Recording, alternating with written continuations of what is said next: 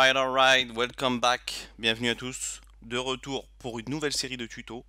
Cette fois-ci sur un nouveau logiciel, enfin un logiciel connu déjà, je pense, par beaucoup de monde ici, c'est le logiciel Nuke. Nuke, logiciel de compositing ainsi que travail de l'image, matte painting, tracking 2D, tracking 3D, beaucoup de choses encore. Pour éviter de le présenter de manière longue et fastidieuse, je vous invite à aller sur le site The Foundry où vous aurez toutes les informations sur le logiciel. Je voulais ajouter quand même une petite chose, c'est de garder, vous voyez, ce site Nukepedia de côté, sachant que vous le mettez dans un coin de votre favori, de votre répertoire de sites, car si vous travaillez sur le logiciel Nuke, vous aurez besoin de ce site, car il y a beaucoup de gizmos. Les gizmos, on en parlera, c'est un peu comme les plugins dans After Effects, on va dire. Pour ceux qui ont utilisé After Effects, vous avez vu qu'il y a des plugins pour travailler sur l'image, pour faire des nouvelles choses, etc., pour apporter des effets et tout. Et ben là, ici, c'est un peu la même chose. On a accès à des effets qui sont qu'on peut ajouter à Nuke. Donc, on en reparlera dans une autre vidéo et où je vous présenterai des choses qui sont, si j'ai la possibilité de le faire, qui vous permettront d'améliorer votre travail sur Nuke. Des outils très importants. Donc, on revient directement sur le logiciel. On va essayer, comme ZBrush, de faire quelque chose de très concis, de très précis, qui va droit au but. Tout simplement pour éviter de rentrer trop dans les détails et après on est trop dans la théorie et on n'arrive pas trop en fait à utiliser réellement le logiciel. Là, ce qu'on va faire, comme on l'a fait avec ZBrush, on va aller directement à des cas pratiques. Donc là, on va faire une brève présentation de l'interface et tout. Pour ceux qui ont déjà utilisé un logiciel de compositing type After Effects, là vous allez voir c'est totalement différent. Parce que dans After Effects c'est des calques qu'on superpose un peu comme dans Photoshop, un peu comme sur Photoshop. Ce qui ici n'a rien à voir ici, c'est un logiciel nodal. Donc comme vous le voyez ici, je vais le mettre, je vais appuyer espace pour... Désolé, c'est un petit bug. Je vais appuyer sur espace pour agrandir ce qu'on appelle le node graph. Ce que vous voyez ici, node graph va permettre justement de charger des nodes qui vont vous permettre de créer les effets sur vos vidéos. Tout simplement en les reliant. Ici, en les reliant les uns aux autres. Ici, le viewer va permettre justement de visualiser ce que vous avez, les images et les effets ajoutés à l'image, etc.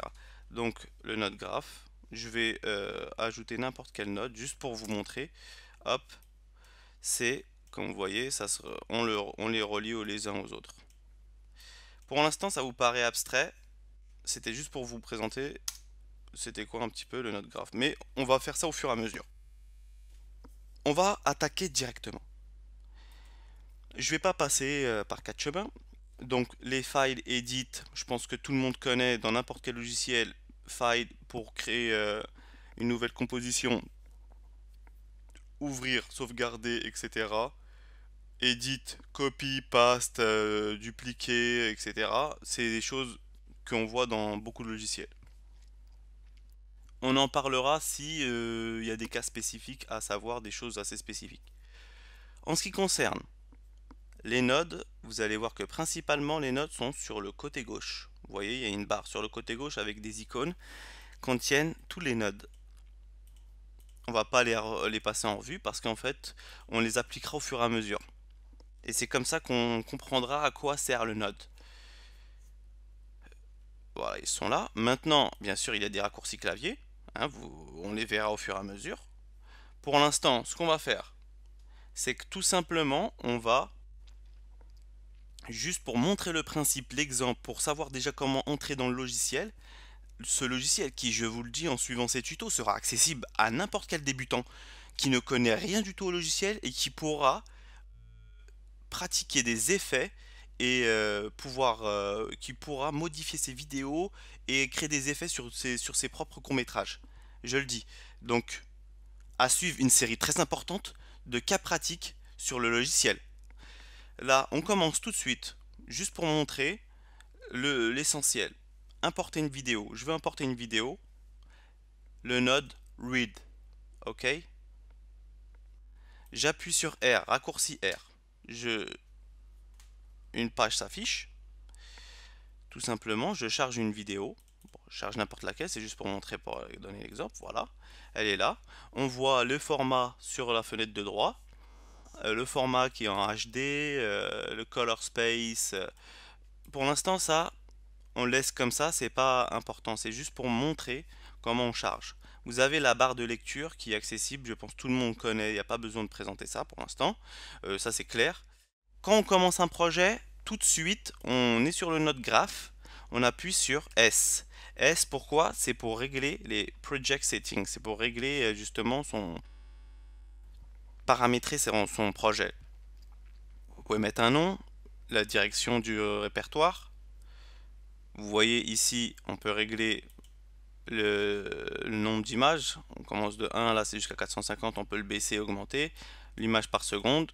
Et le format. Le format, il est en HD 80. Moi, j'ai envie de mettre ma compo, je peux la mettre en 4K si je veux. Mais bien sûr, il y aura un problème de format avec la vidéo. Donc la qualité sera moindre.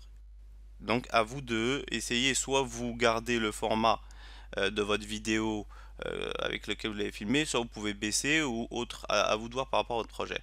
Ici, on laisse HD 1080. Hop. Je vais vous montrer juste une petite astuce dès le départ pour commencer. Là, je relie le viewer à ma vidéo. Voilà, je peux faire lecture et là, je lis la vidéo tranquillement. Ok, pour l'instant, on n'a rien modifié. Je veux faire un travail de colorimétrie. Imaginons, là c'est juste pour donner un exemple simple. Je vais dans...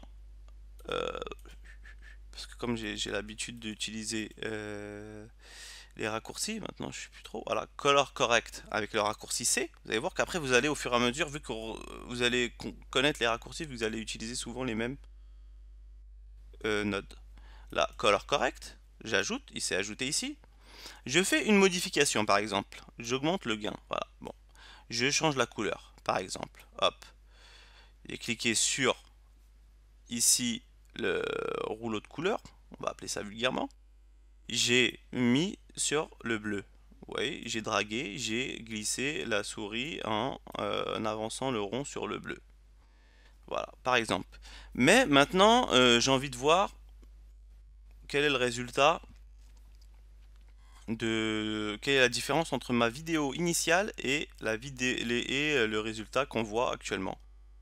Soit je vais sur le node color correct, j'appuie sur D pour le désactiver, désactiver, et là, hop, je peux faire la comparaison. Après, je rappuie pour voir. Soit je vais créer une nouvelle liaison je clique sur le read 1, c'est-à-dire ma vidéo, et j'appuie sur le chiffre 2. Et là, ça va relier. Vous avez vu, ça va créer une nouvelle connexion au viewer. Maintenant, vous allez me dire, ouais, mais on voit toujours pas la différence là, on peut pas bien constater. Même si j'appuie sur 1, vous voyez, je reviens sur la vidéo avec la correction. Mais faut que j'appuie sur D. On revient, hop, faut que là j'ai mis sur 1. Et là je reviens et j'appuie sur 2. Maintenant, bon, vous allez me dire, ouais, c'est pas, je vois pas sur l'écran. J'ai envie de voir sur l'écran. Une petite astuce, tout de suite, juste pour avoir une idée. Je vais sur Wape, ici. Je clique sur Color Correct au niveau du B. Vous voyez, hop, j'ai les deux images qui s'affichent simultanément. Je peux, ici, en augmentant l'opacité, je veux dire en réduisant l'opacité à 0 afin qu'on ait toute l'image de base. Si j'augmente, là, j'ai l'image avec l'effet.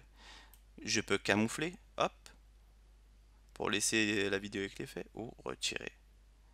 Vous voyez, déjà, on commence avec des petites astuces. C'est juste pour que vous vous mettiez un petit peu dans l'ambiance. On va commencer dans les prochaines vidéos qui vont suivre par des cas pratiques. Donc, Je vais vous dire à tout de suite